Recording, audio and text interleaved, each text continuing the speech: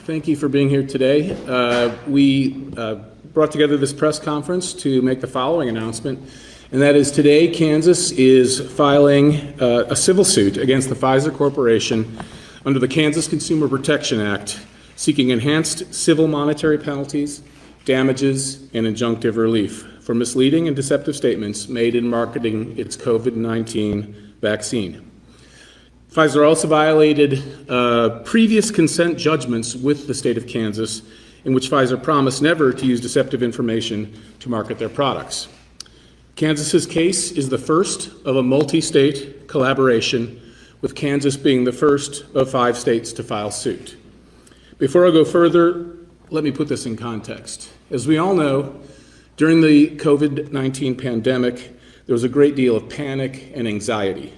Many people who were elderly or who suffered from various medical conditions had already died when the vaccines became available.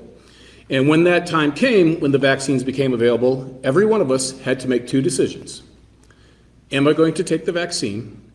And if so, which vaccine will I choose to take? And these decisions were being made in a hurry. In some ways, you could say even being made under duress.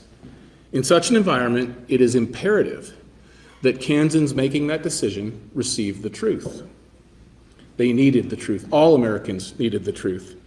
And in multiple respects, Pfizer did not provide the truth.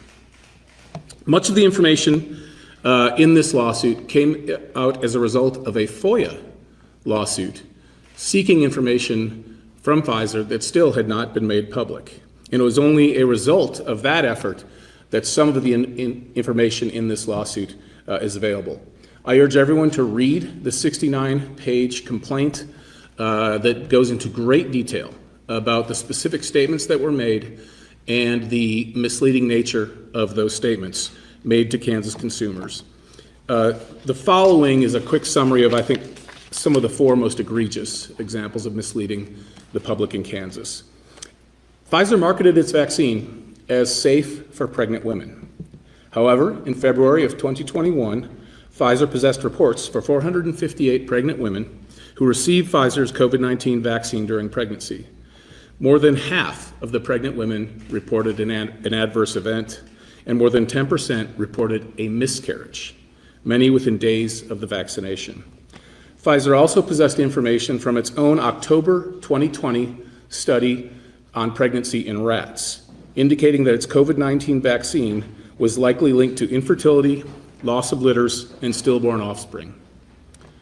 Number 2, safety relating to heart conditions like myocarditis. Pfizer consistently denied any evidence of a connection or safety signal between its COVID-19 vaccine and myocarditis or pericarditis. Indeed, on January 18, 2023, when asked whether its vaccine caused strokes or myocarditis, Pfizer chairman and CEO Alan Berla stated, quote, "We've not seen a single signal, although we have distributed billions of doses," end quote.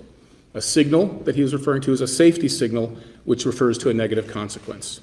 However, as Pfizer knew, the United States government, the United States military, foreign governments, and others had found that Pfizer's COVID-19 vaccine caused myocarditis and pericarditis.